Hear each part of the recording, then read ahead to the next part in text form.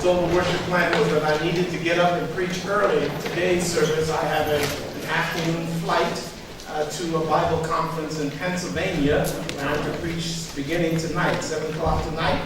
And I ask your prayers as I travel, and I'll preach my heart out through Thursday night, and then be back in the city, Lord willing, on Friday afternoon.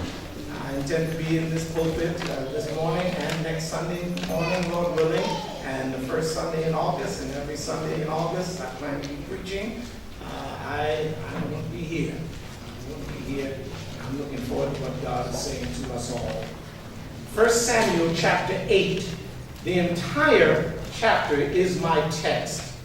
But I want to just set it up, and I'll ask you to simply keep it open on your smart device or on your print Bible. Just keep the Bible open on your lap as I walk you through some verses. But just to set it up, I'm going to read the first 6 verses of 1 Samuel chapter 8.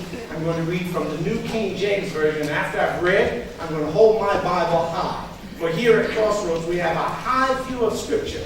And I'm going to say, this is the word of the Lord. And you're going to say, thanks be to God. Amen. Hear the word of the Lord. 1 Samuel chapter 8, beginning at verse 1 from the New King James Version. Now it came to pass, when Samuel was old, that he made his sons judges over Israel. The name of his firstborn was Joel, and the name of the second Abijah. They were judges in Beersheba. But his sons did not walk in his ways. They turned aside after dishonest gain, took bribes, and perverted justice. Then all the elders of Israel gathered together and came to Samuel at Ramah and said to him, look, you are old, and your sons do not walk in your ways. Now make us a king to judge us like all the nations. But the thing displeased Samuel when they said, give us a king to judge us. So Samuel prayed to the Lord. This is the word of the Lord. Thanks be to God. You may be seated.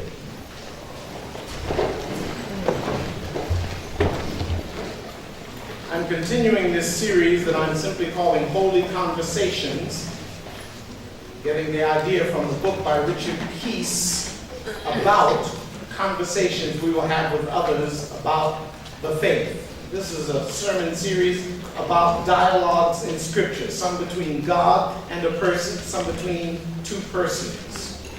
Here, there is a conversation between God and Samuel and the people. When I preached this text in other settings and some years ago, I called the sermon, The Danger of Getting What You Think You Want. The book of 1 Samuel is a book about transitions. In it, you'll see the transition from theocracy to monarchy. A theocracy means living under the rule of God. A monarchy is living under the rule of a king or a queen. You'll also see a transition in 1 Samuel from priests to prophets as God's primary representatives. You'll see the transition. There are prophets and judges coming along.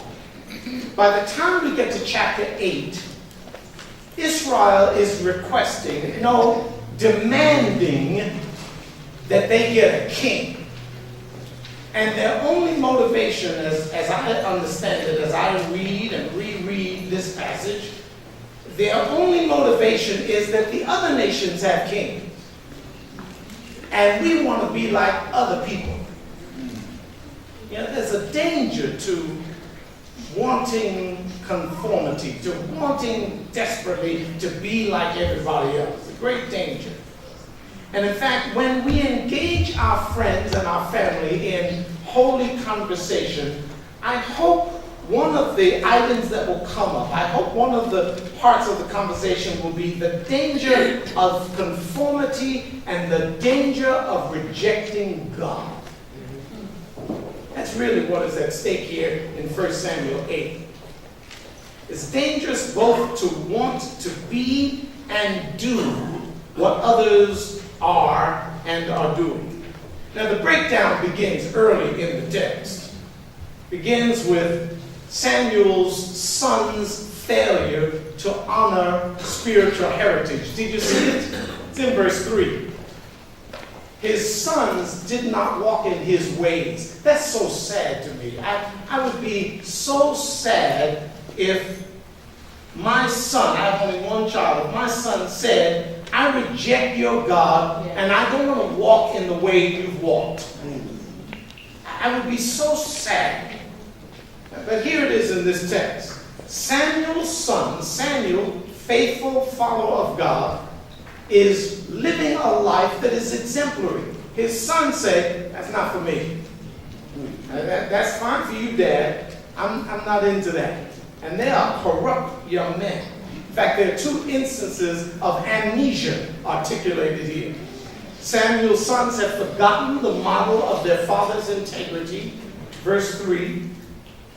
And the people seem to have forgotten the redemptive acts of God on their behalf. Did you see that? Well, we didn't read verses 7 and 8, but listen to 7 and 8 of 1 Samuel 8. And the Lord said to Samuel, heed the voice of the people in all they say to you, for they have not rejected you, but they have rejected me, that I should not reign over them, according to all the works which they have done since the day that I brought them up from Egypt, even to this day, with which they have forsaken me and served other gods. So they're going to do to you also, they're doing to you also. You hear it? Hey Samuel, don't take this personally. They're not rejecting you. When they ask for a king, they're not rejecting your prophetic ministry among them. It's worse than that. They're rejecting the God who made them. Don't take it personally. They seem to have forgotten how I brought them up out of Egypt. They have forgotten my redemptive works. And these failures to remember cause Israel to be covetous. They start wanting what others have. We want a king. We want a king. Just like the other nations have a king. Give us a king. Well, you have priests and prophets and judges. I know, but we want a king. Excuse me. We want a king.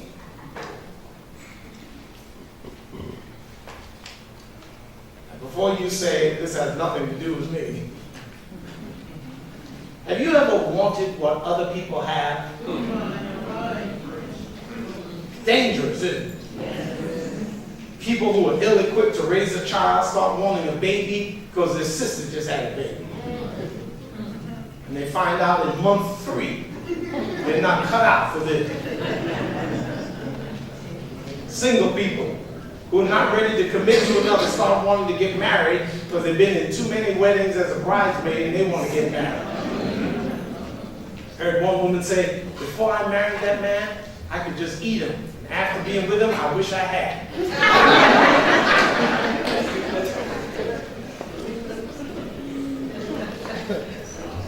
The person who's been very content with their paid-for 5-year-old car starts desiring a brand new car because they saw someone else driving a brand new car.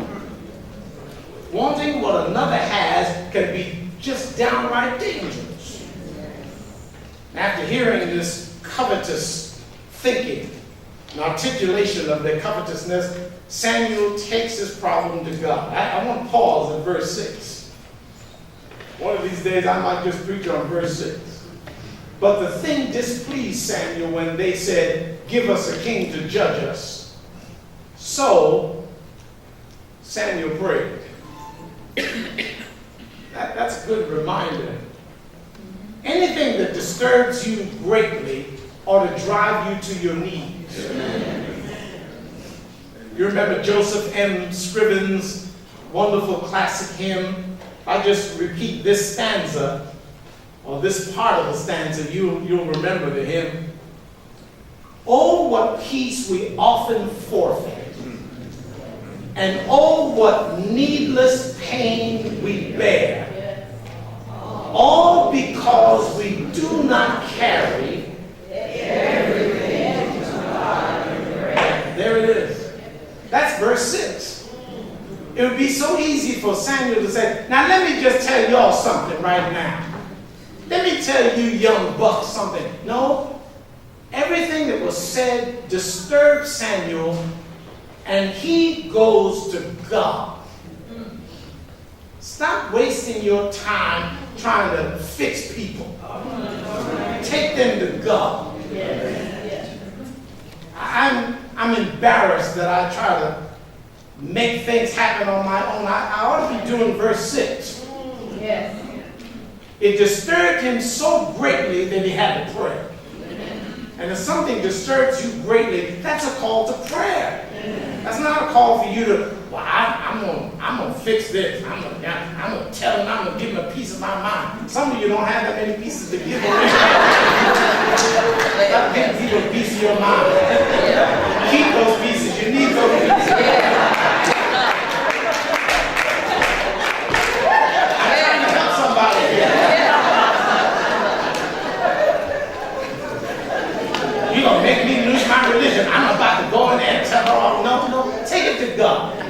Verse 6, just take it to God. It disturbed him enough that he had to go to God. God commands Samuel to tell the people the consequences of their demanding a king. I know what you think you want, but let me tell you what's going to happen if you get a king. In another passage in the New Testament, Jesus challenges us to count the cost of everything we do. Now just think about what you're doing, Jesus says. There's that passage in Luke chapter 9 where people are clamoring after him and want to follow him. And he says, now I just want you to understand, I have no housing program. The foxes have holes, the birds of the air have nests. I don't even have a place to lay my head. I'm not even sure where I'm sleeping tonight. So if you come with me, I just want you to know what you're getting into. You remember that passage? In another passage in Luke chapter 14, I read these this week, reminding myself, Jesus says, no smart person builds a tower without counting the cost of that tower. They don't want to get to the middle of construction and realize they don't have enough money to finish the tower. Likewise, here in 1 Samuel 8, Samuel says, now if you think you want a king, I just want you to think about what you're getting into. I want you to think about the cost. I want you to think about the consequences, because this is not what it appears to be. Note with me as the passage continues, the count the cost principle. Here Samuel will tell the people what it will cost them if they get what they think they want. Note the phrase, he will, in verses 11, 12, 13, 14, 15, 16, 17. In every verse between 11 and 17, Samuel tells the people what the king will do if they get a king, and it is not pretty. Say, y'all think you want a king? Let me just tell you what's going to happen. Let me tell you the cost of getting a king. Look at verse 11. And he said, this will be the behavior of the king who will reign over you. He will take your sons and appoint them for his own chariots and to be his horsemen, and some will run before his chariots. So he's going to take you, you think you want a king? He's going to take your sons and make them free labor and make slaves out of them. We still want a king, okay? Verse 12, he will, this king you think you want, will appoint captains over his thousands and captains over his 50s, and they'll set some to plow his ground and reap his harvest, and some to make him weapons of war and equipment for his chariots. Again, he's going to use you for slave labor. You still want a king? Yeah, we want a king. He will take your daughters, verse 13, to be perfumers, cooks, and bakers. Yeah, but we want a king. All right? He will take the best of your fields, your vineyards, and your groves, and give them to his servants. So he's going to use you and your people as slave labor. Then he's going to take your land and your produce and give it to his people. You still want a king? Well, we want a king. He will take a tenth of your grain and your vintage and give it to his officers and servants. So he's not going to tithe to you. He's going to tithe from you. Still want a king? Well, I just said we want a king like the other nations have a king. Let me tell you what the king's going to do. Let me tell you what's going to happen to you when you get what you think you want. And he will take your male servants, verse 16, your female servants, your finest young men and your donkeys, and put them to his work. He's going to take your livestock and use it for his program. Still want a king? Oh, we want a king like the other nations have a king. We want what the other people have. He will take a tenth of your sheep. Yeah. And you will be his servants. Israel, this is going to cost you. If you get a king, I just want you to count the cost of what you think you want. I know I'm talking to somebody. Yeah. Now, you got to be prepared for rejection even after the sobering consequences are articulated. Samuel tells them what's going to happen to them. I really tried it. I was hoping this would be different. I read verses 19 and 20 in my study, and I thought, I wish it didn't say that. But listen to verse 19. Nevertheless, the people refused to obey the voice of Samuel. This is after he lays out what's going to happen to them if they get a king. They said, no, but we will have a king over us. I wanted this to read so differently. I wanted to read like this. The end of verse 18, I wanted it to say, and the people said, thanks, Sam. You spared us from a certain tragedy. We almost went down a dangerous path, but thank you for explaining what would happen to us if we do get a king. Thanks, Sam. No. After hearing all this, nevertheless, the people said, yeah, I appreciate you sharing that, but we still want a king. Wow. I can hardly believe what I'm reading here. The people decide. It seems that a democracy is emerging here in this theocracy. They're supposed to be under the rule of God, but now the people speak. The popular vote is, we want a king. The people seem to be setting the agenda. Note with me verse 7. And the Lord said to Samuel, heed the voice of the people. See, that's democracy there. Verse 10. So Samuel told all the words of the Lord to the people. The people are ruling here. Verse 19. Nevertheless, the people refused. Verse 21. And Samuel heard all the words of the people. So the Lord said to Samuel, heed their voice, make them a king. The people have spoken. We don't want a theocracy. We want a democracy. There were elders present, according to verse 4. And I wish the elders had asserted their leadership role. I wish they had talked the people out of their craving for a king.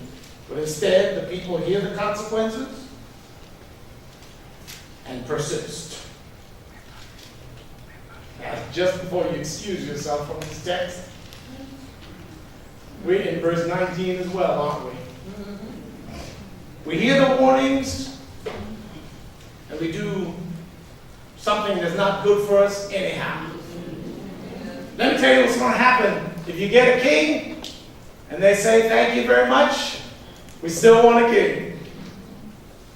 The Surgeon General tells us that smoking may lead to cancer, and we continue smoking.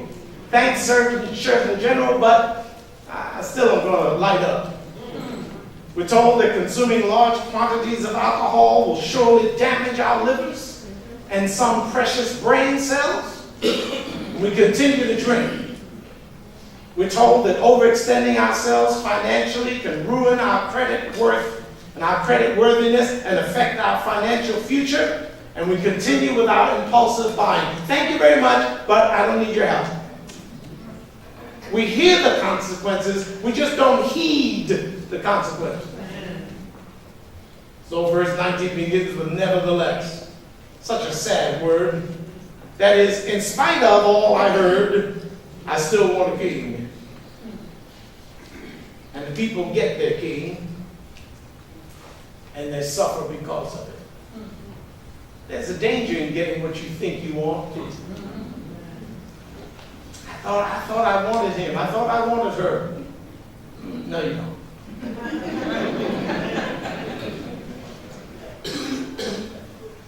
Let's look at 1 Samuel 12.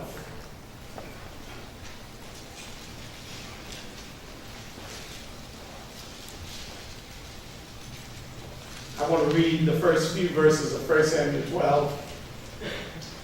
And Samuel said to all Israel, "Indeed, I have heeded your voice and all that you said to me, and I have made a king over you." Here's the subsequent rest of the story, as Paul Harvey would say.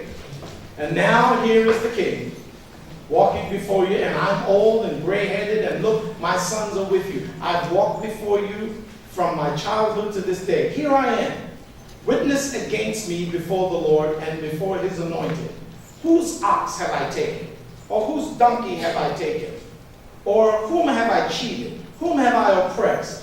Or from whose hand have I received any bribe with which to blind my eyes? I will restore it to you." And they said, "You have not cheated us or oppressed us, nor have you taken anything from any man's hand." Then he said, "The Lord is witness against you, and his anointed is witness this day, that you have not found anything in my hand." And they answered, "He is witness." So he's saying, "I've lived an exemplary life before you." And Samuel said to the people, "It is the Lord who raised up Moses and Aaron and who brought your fathers up from the land of Egypt." So now he's reminding them of redemption history because they seem to have amnesia. "Now therefore stand still, that I may reason with you before the Lord concerning all the righteous acts of the Lord which he did to you and your fathers. When Jacob had gone into Egypt and your fathers cried out to the Lord, then the Lord sent Moses and Aaron, who brought your fathers up out of Egypt and made them dwell in this place. And when they forgot the Lord their God, he sold them into the hand of Sisera, commander of the army of Hazor, into the hand of the Philistines and into the hand of the king of Moab, and they fought against them. And they cried out to the Lord and said, 'We've sinned, because we've forsaken the Lord and served the Baals and Ashtaroths. But now deliver us from the hand of your enemies, our enemies, and we will serve you.' And the Lord sent Jerubbaal, Bedan, Jephthah, and Samuel,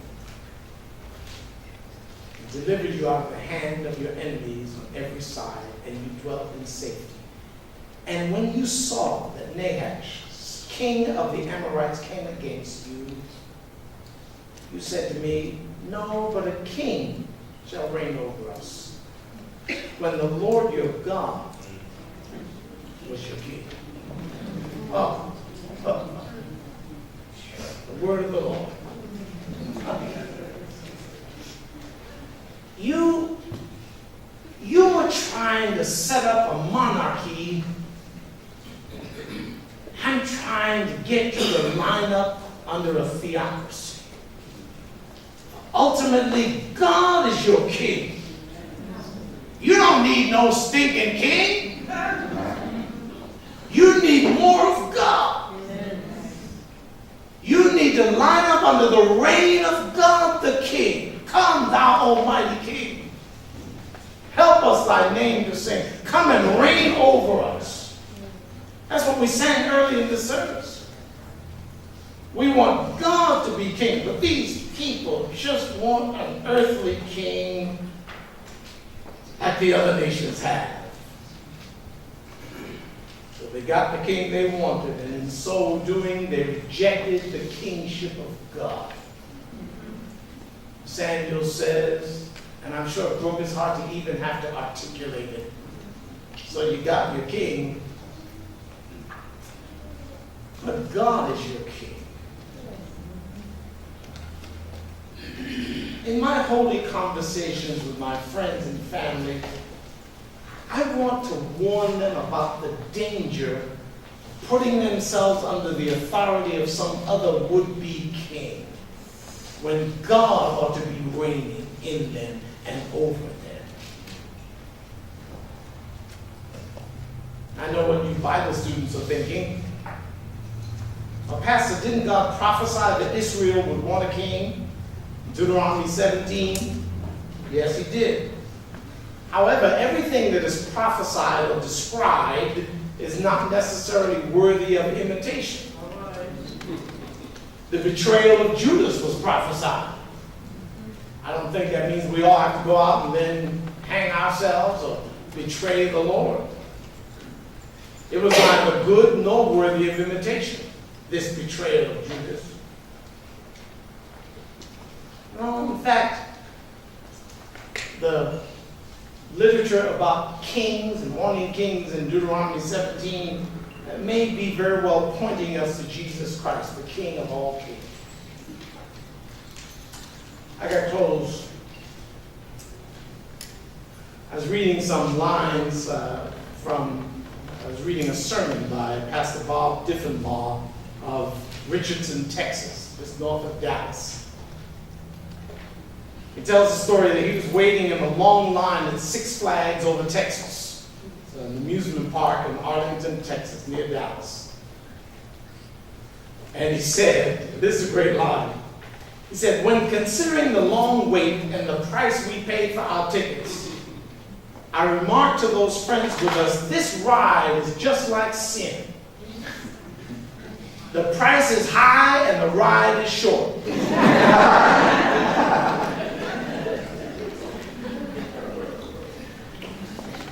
And that is precisely what Samuel told Israel. I hope we don't get everything we think we want. Some of what we think we want isn't good for us. The price is high and the ride is short. The joy, the exhilaration you think you'll have when you get that thing, that person, is short-lived. After a while, it's like a ride at Six Flags. I stood in line, I did all that for just about 60 or 75 seconds of pleasure. That was it. Boy, I gave a lot of my life to that. I waited in line for 90 minutes to ride for 90 seconds.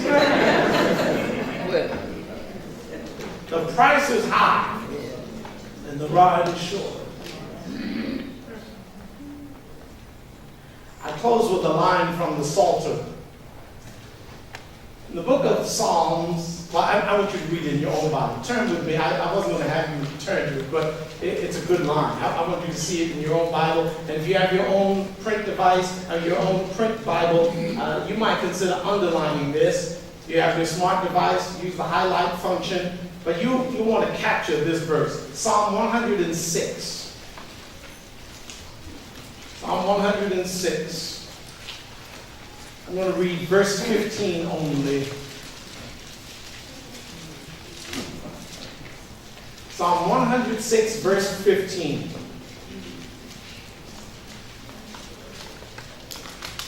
In fact, I want to back up to 13, but it is 15 that I want you to underline. But let me back up just so you get a little context. They soon forgot his works, speaking of the people of God. They did not wait for his counsel, but lusted exceedingly in the wilderness and tested God in the desert. Here's Psalm 106, verse 15. And he gave them their request,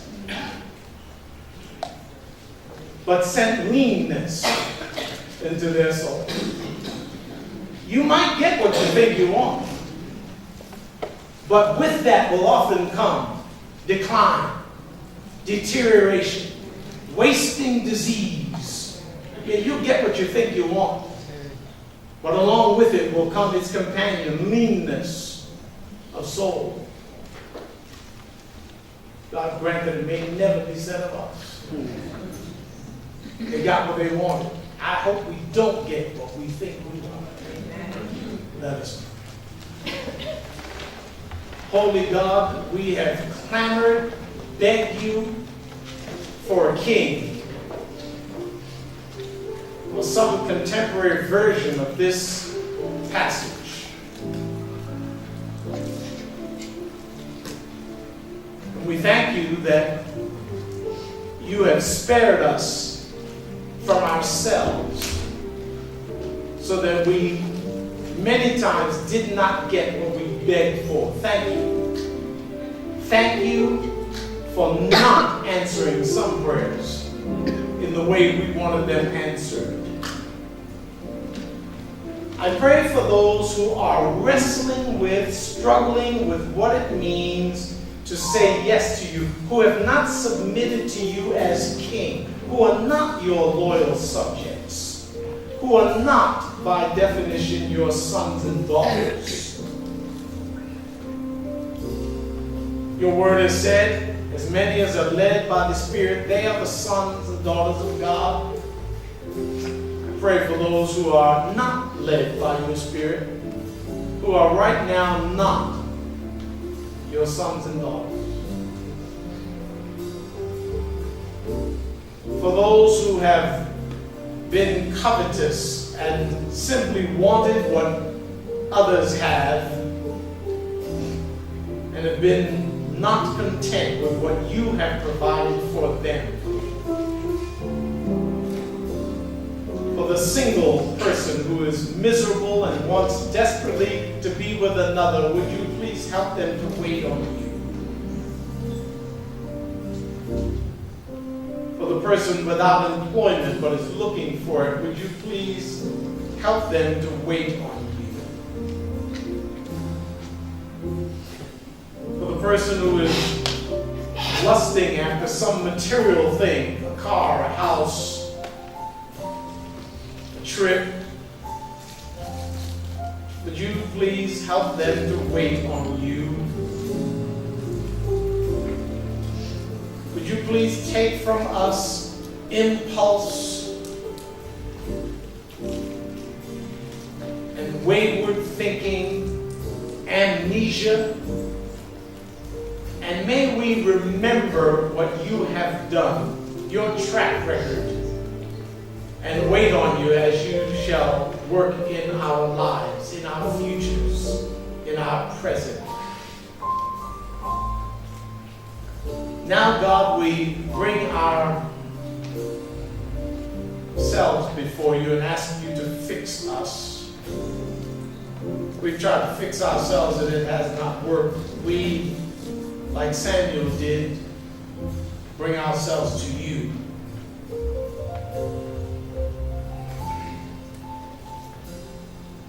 You are the reigning God, and we mourn the days we have spent ignoring your lead, your command, your reign.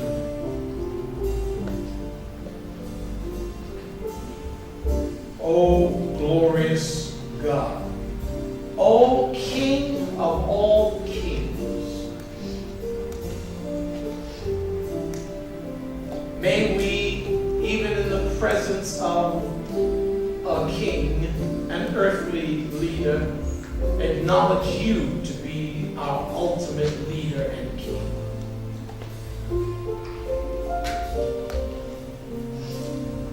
Now, in these moments of reflection, grant that we may hear you afresh, anew.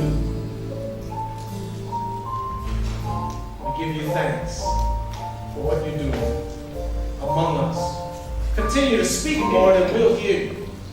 Open up your word to us. Help us to get it, understand it, and then maybe go out to live differently because we've heard the word of God. Grant that it may be so. In the strong name of Christ, we pray. Now, while you are still in a prayerful posture, if you're here today, man, woman, boy, girl, and you say, Pastor Farmer, well, that describes me. I saw myself in that Bible story. I'm wanting this, wanting that, but I need the reign of God in my life. I need God to be my king. He is not now. I'd like to have a conversation with someone this morning about how I may come to begin a relationship with God the King, if that describes you. The moment we begin to sing, I offer Christ to you, would you please come? Secondly, you may be here and you say, Pastor Farmer, I need to be in a church where the word is preached, where the people are loving, where I can grow in my faith, where I'm held accountable, where I'm given opportunities to serve. I think the Crossroads Church is for me. I'd like to talk with someone about how to begin the process of becoming a part of this congregation. The moment we begin to sing, you come, we'd be glad to receive. We offer Christ to you, oh my brother. We offer Christ to you, oh my sister. Oh my sister. He will give you brand new life. He will give you brand new life. Life abundantly.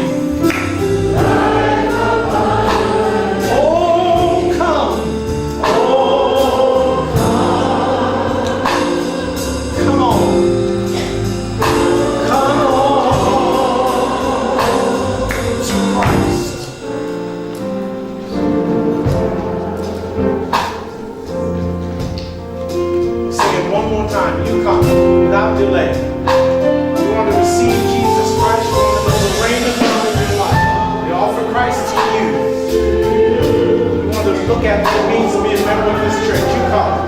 We'd be happy to receive you. We offer Christ to you. We offer Christ to you, oh my sister. He will give you brand new life.